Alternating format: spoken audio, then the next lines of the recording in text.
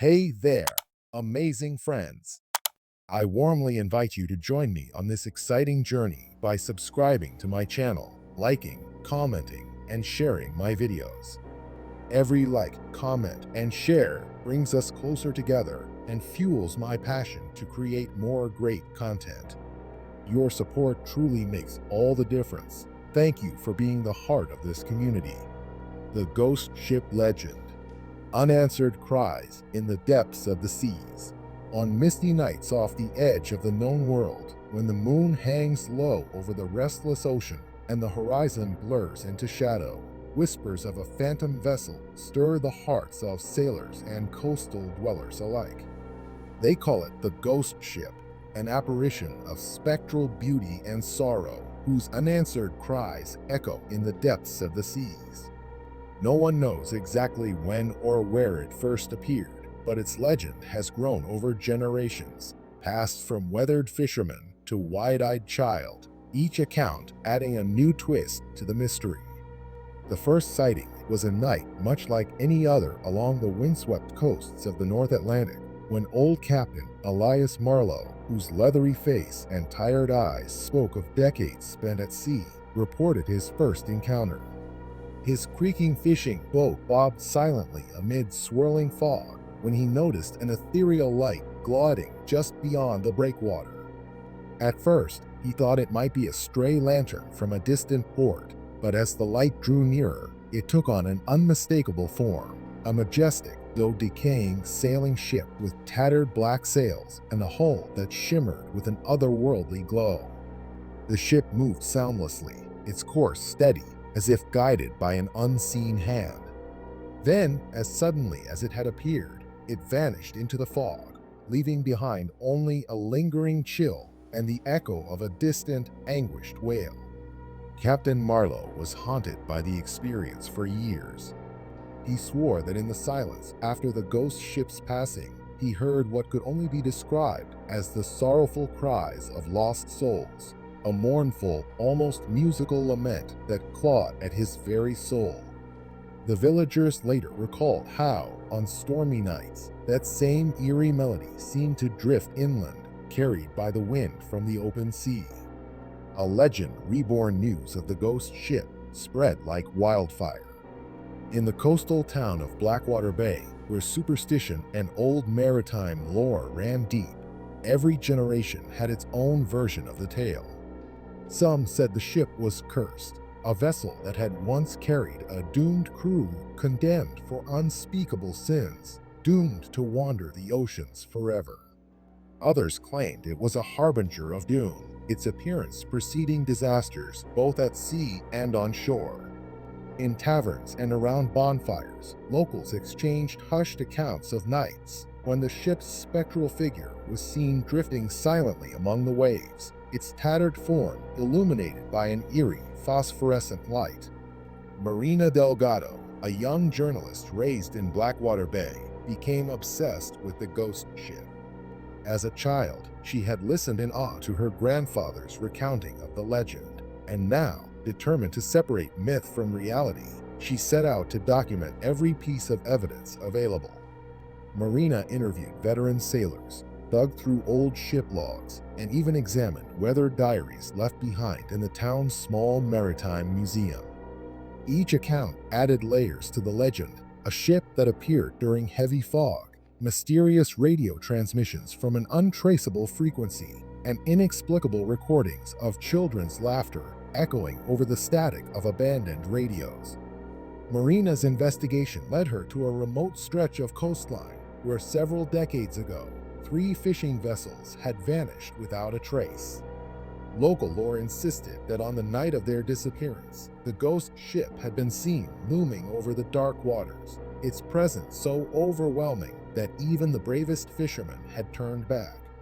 Some whispered that the lost crews were drawn aboard the spectral vessel, compelled by ghostly voices promising safety or secrets too wondrous to resist.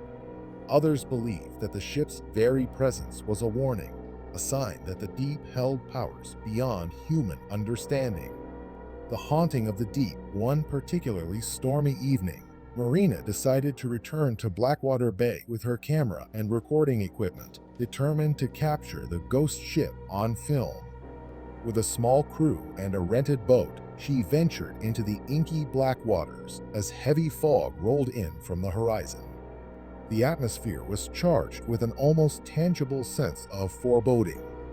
Waves crashed against the hull, and the engine's steady hum was swallowed by the roaring wind.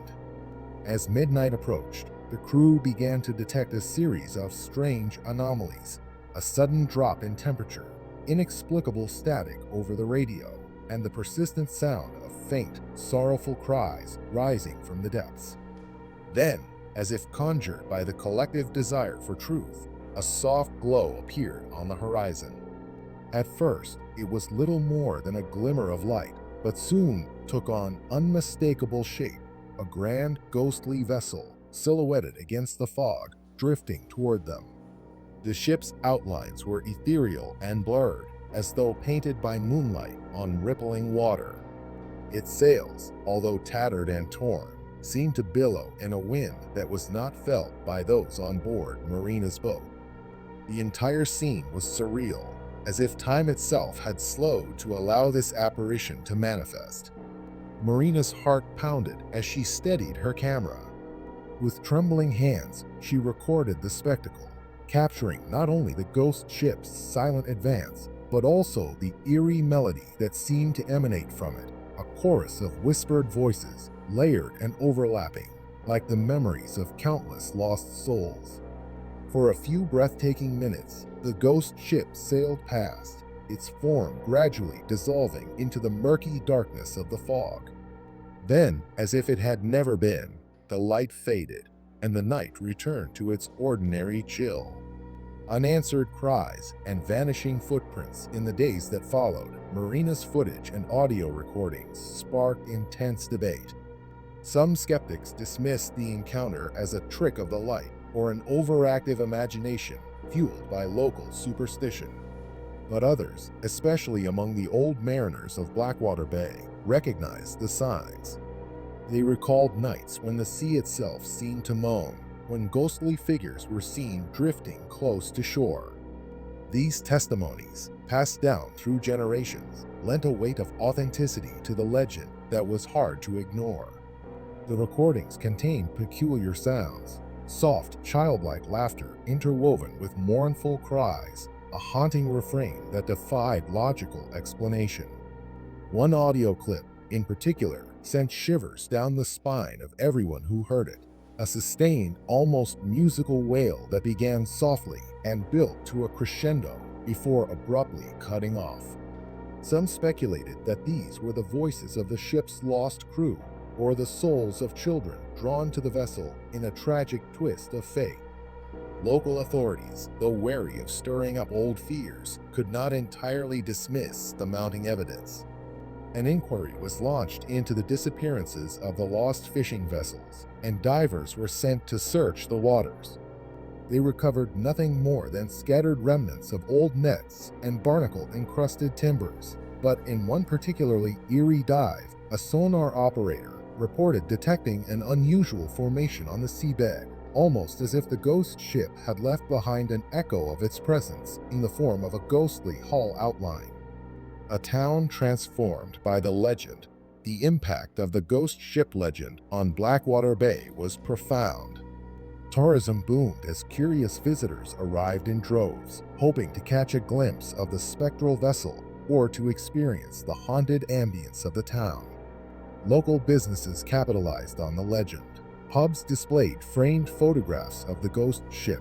Souvenir shops sold replica lanterns and compasses said to be touched by the ghost, and even school children learned about the mystery in hushed, respectful tones. Yet beneath the surface of this newfound prosperity lay an undercurrent of sorrow and unresolved mystery. For every tourist fascinated by the legend, there were families still mourning the loss of those who had vanished at sea. In secret, elders gathered in small groups on stormy nights to recount the old stories, tales of eerie lights, unexplained voices, and the persistent feeling that the sea was both a giver and a taker of life.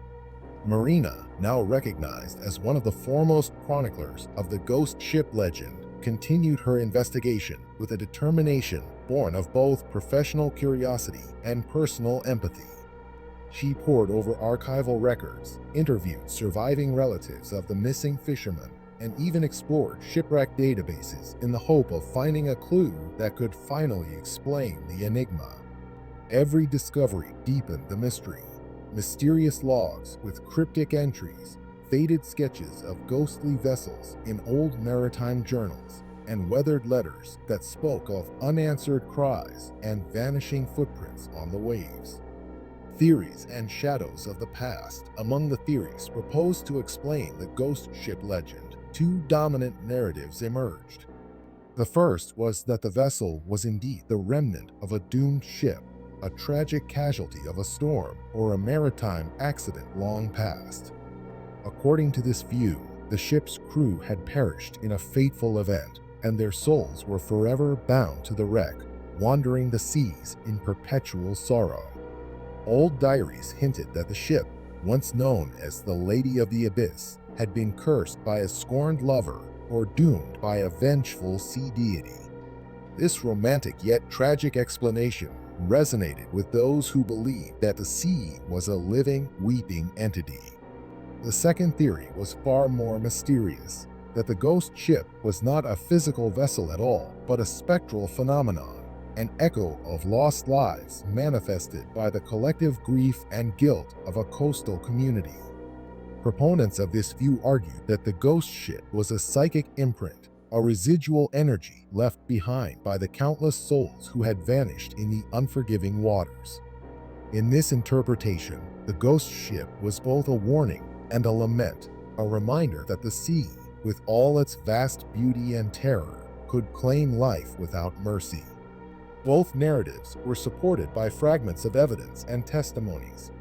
Sailors swore that the ghost ship sometimes appeared only on the darkest nights, when the moon was a thin, fragile crescent and the sea was cloaked in an oppressive fog. Others claimed that on calm, starlit evenings, they could hear the distant sound of a ship's bell, an echo of a time long past. These accounts, passed down through generations, added layers of myth to an already enigmatic phenomenon. A final echo in the mist in the years that followed Marina's groundbreaking investigation, the ghost ship legend grew into a living myth, a story that defied simple explanation. Researchers, both scientific and paranormal, continued to explore the mysteries of Blackwater Bay. Some used advanced sonar and underwater imaging to map the seabed, searching for any physical remnants of the spectral vessel. Others analyzed the audio recordings of the ghostly cries, hoping to isolate frequencies that might indicate an environmental anomaly or a hidden technology. Yet, for all the effort and all the theories, the ghost ship remained elusive, an enigma suspended between the realms of reality and myth. On one final, particularly fog-laden night, as Marina stood on the rocky shore with the wind whispering secrets through her hair, she felt an overwhelming presence. The sea was unnaturally calm, and a single brilliant light appeared on the horizon. Slowly, it drew closer, until, with a final silent grace, the ghost ship emerged from the mist, its sails billowing in an unseen wind, its form a shimmering silhouette against the night. For a few precious moments, Marina's heart swelled with a bittersweet mixture of wonder, sorrow, and the profound realization that some mysteries are meant to endure. Then, as quietly as it had come, the ghost ship faded back into the darkness, leaving behind unanswered cries that would echo in the depths of the seas for generations to come.